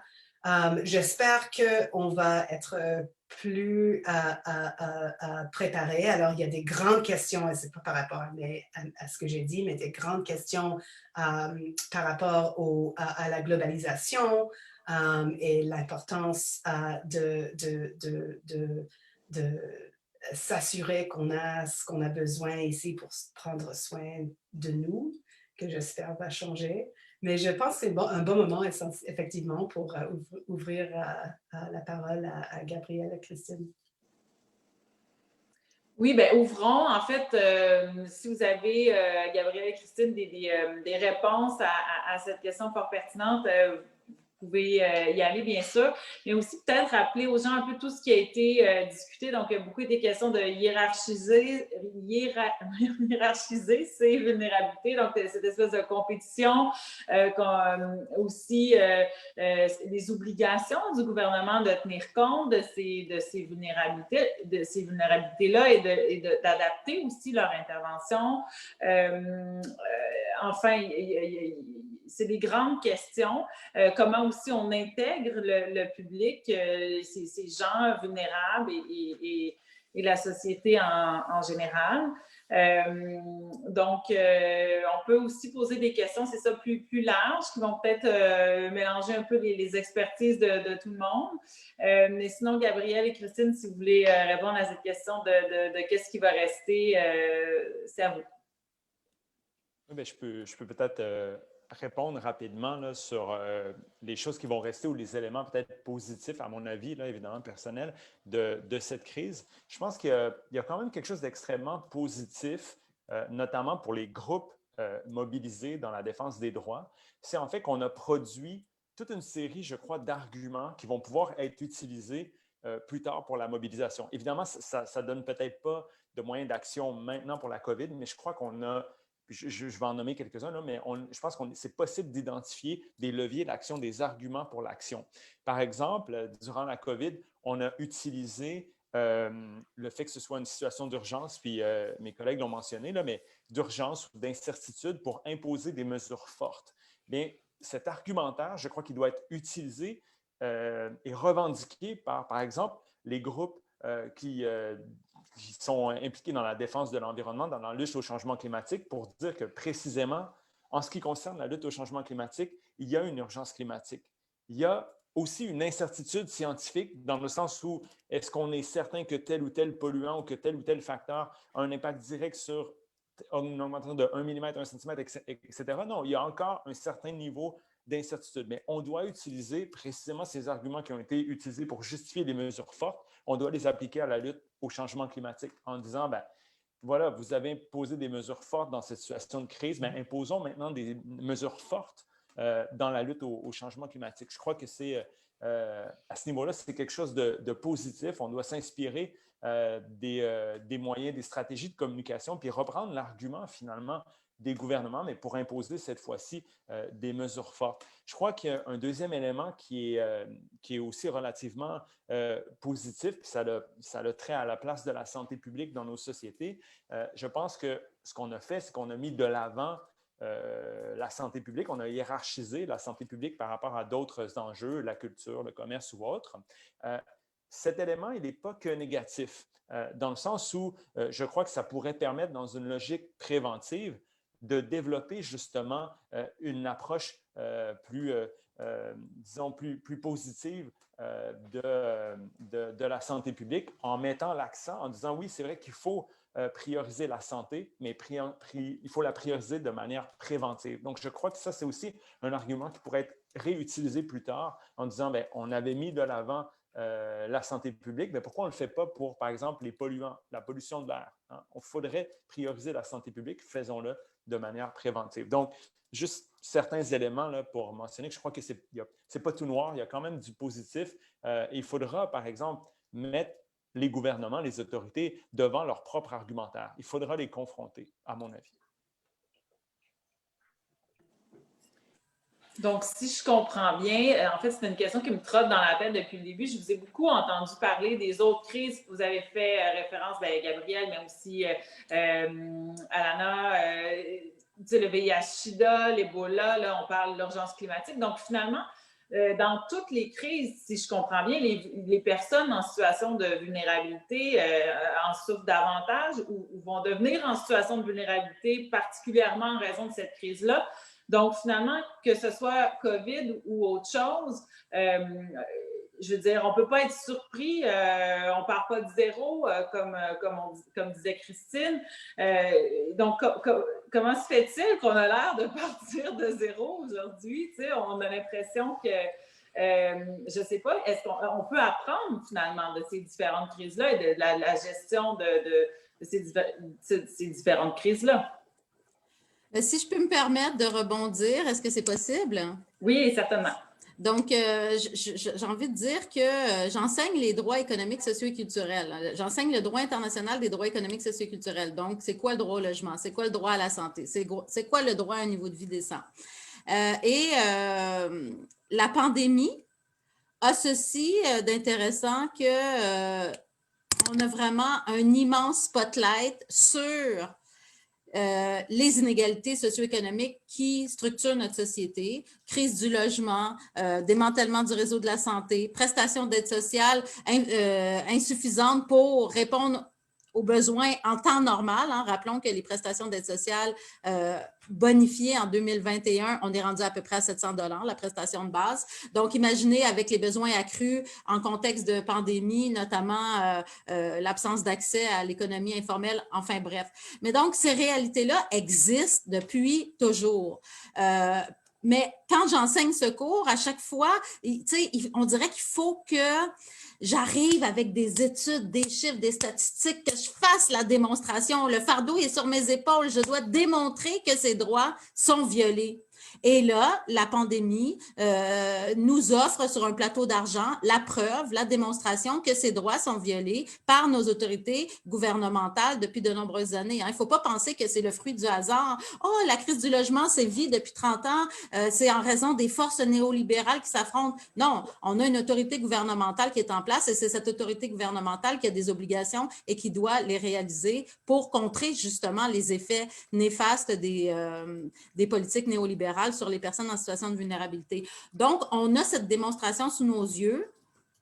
C'est beaucoup, c'est beaucoup. Et surtout, bien sûr, cette démonstration existait avant mars 2020, mais la différence maintenant, c'est que j'ai l'impression que ça interpelle beaucoup plus de monde, ou en tout cas que c'est mis en lumière et qu'il n'y a plus personne, dans le fond, qui peut faire comme si on ne le savait pas. Donc ça, c'est la nouveauté. C'est comme si ce sont des données, ce sont des réalités qui maintenant sont mises en lumière, révélée au grand jour, et on ne peut plus faire comme si on ignorait cette réalité. Ça, c'est un premier aspect. Deuxième aspect, dans les suites, hein, quand on parle des suites, bon, bien sûr, on a cette démonstration, c'est très bien, on va pouvoir, comme le disait Gabriel, certainement développer des arguments, mais n'en demeure pas moins que dans les suites, l'avenir est un peu sombre, parce que qu'est-ce qui nous pend en bout du nez? Hein? Mesures d'austérité, compression budgétaire, c'est ça qui nous pend en bout du nez. J'aimerais rappeler qu'en vertu du PIDESC, j'ai parlé de l'obligation de prioriser les besoins des personnes en situation de vulnérabilité. Bien, il y a un aspect ici qui est important, c'est que même en situation d'austérité, le Comité des droits économiques, sociaux et culturels l'a dit et redit à de nombreuses occasions, même en situation d'austérité, même en contexte de compression budgétaire, la priorité à accorder aux besoins des personnes en situation de vulnérabilité s'impose en tout temps. Donc, ça, c'est un premier élément qui est important parce que très souvent, la priorité aux besoins des personnes aux personnes en situation de vulnérabilité, ça n'implique pas nécessairement de sortir des milliards. Ça veut dire beaucoup d'adaptabilité aussi et de prise en compte des situations pour s'adapter. Souvent, ça n'impose pas des dépenses importantes. Le deuxième concept, dans la perspective des droits humains, c'est le concept de ressources disponibles qui est important. Parce que le pacte, le PIDESC dont j'ai parlé, impose des obligations à l'État et certaines obligations, les obligations à réalisation progressive sont balisées par le concept de ressources disponibles.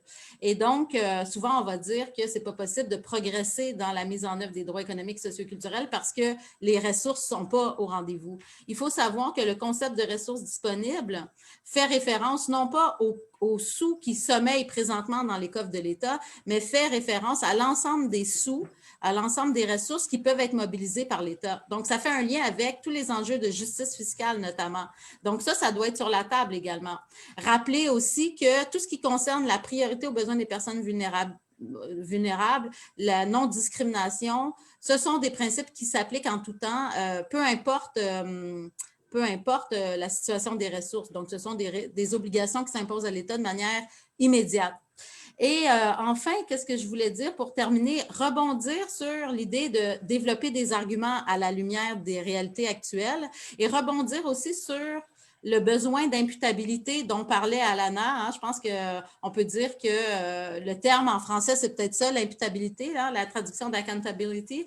Et donc, c'est vrai que l'accès aux tribunaux judiciaires, c'est une forme, c'est une instance qui permet l'imputabilité des gouvernements.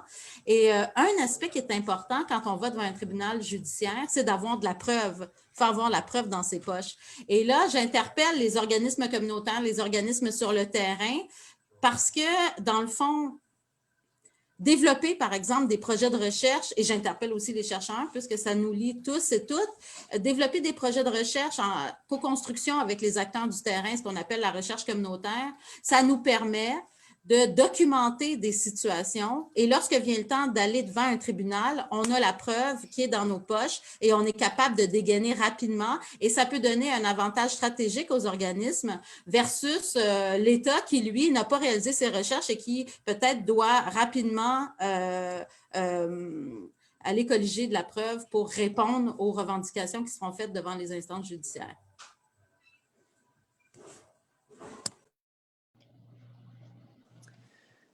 Donc, Elisabeth, est-ce qu'il y a d'autres questions peut-être plus larges qui ont été posées par le public, soit un chercheur, une chercheuse en particulier ou à qui il faudra bien répondre?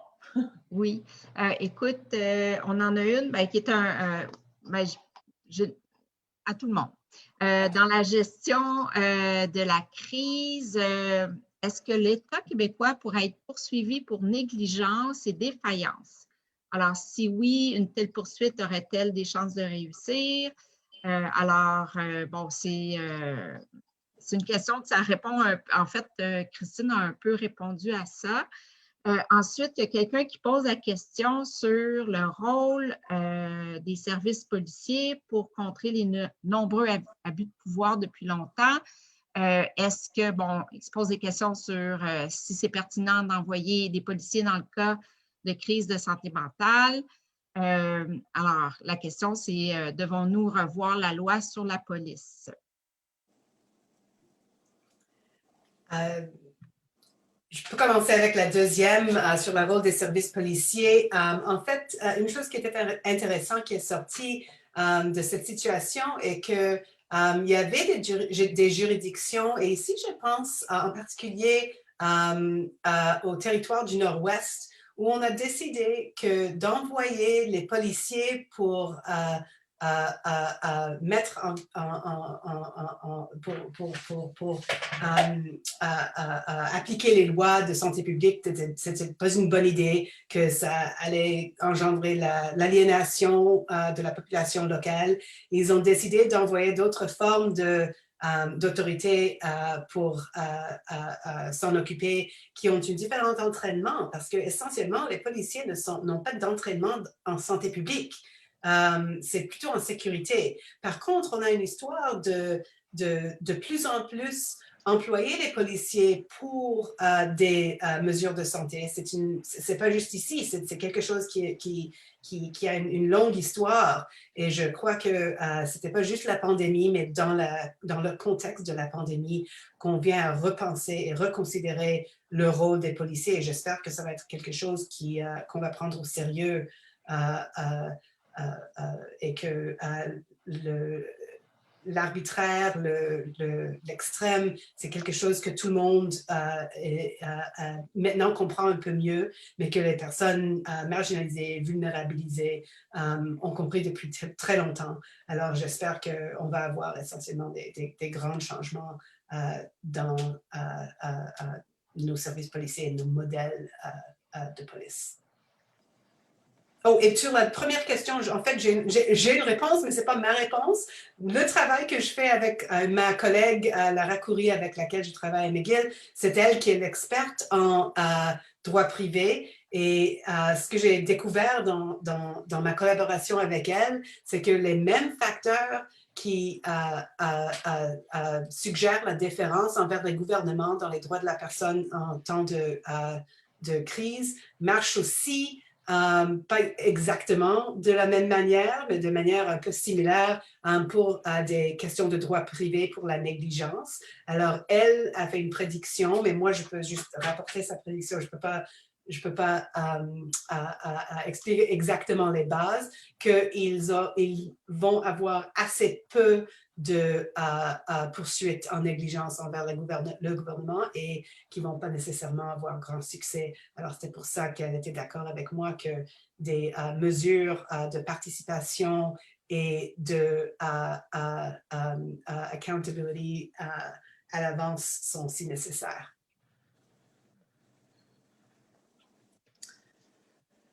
Donc, une autre question, Elisabeth? Ou, je pense que ça fait le tour des questions. Oui. Les gens sont contents dans les commentaires. On a des commentaires positifs. Alors, mais je n'ai pas d'autres questions. Parfait. Donc, si je comprends bien, ça va laisser beaucoup de travail aux chercheurs et aux organismes communautaires si on veut documenter tout ce qui est en train de se passer. Donc, le fameux terme de co-construction du savoir. Donc, il y a des enjeux. Là aussi, beaucoup de choses qu'on aimerait apprendre, retenir et mettre en application pour la suite. Donc, l'État face aux vulnérabilités, c'est une grande question. Je pense qu'on n'a pas terminé non plus de réfléchir à tout ça. Je me rappelle, il me semble qu'au début de la pandémie, tout le monde disait ce qui est beau là-dedans, c'est que le virus, ça frappe tout le monde égal, les pauvres, les riches, les hommes, les femmes, les noirs, les blancs. Et on disait ça naïvement et finalement, tout le monde s'est rendu compte que c'était vraiment pas ça.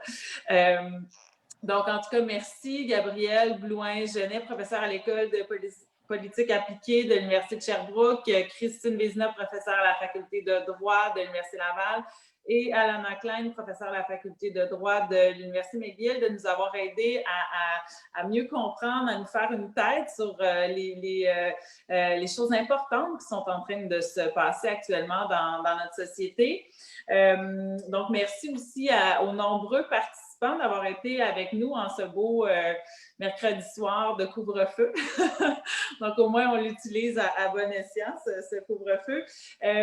Merci aussi à tout le monde d'avoir posé des questions allumées, intéressantes, stimulantes, respectueuses aussi. Et je vous convie le 24 février donc pour le webinaire sur état d'urgence et effritement de la démocratie. Donc, c'est un rendez-vous. Sinon, on espère que vous avez apprécié. On va vous envoyer aussi dans les prochains jours une petite évaluation, donc pour que vous puissiez nous dire ce que vous avez aimé, ce que vous avez moins aimé, pour qu'on puisse s'améliorer pour la suite. Puis voilà, donc je vous souhaite une belle fin de soirée. Merci à tout le monde d'avoir été parmi nous.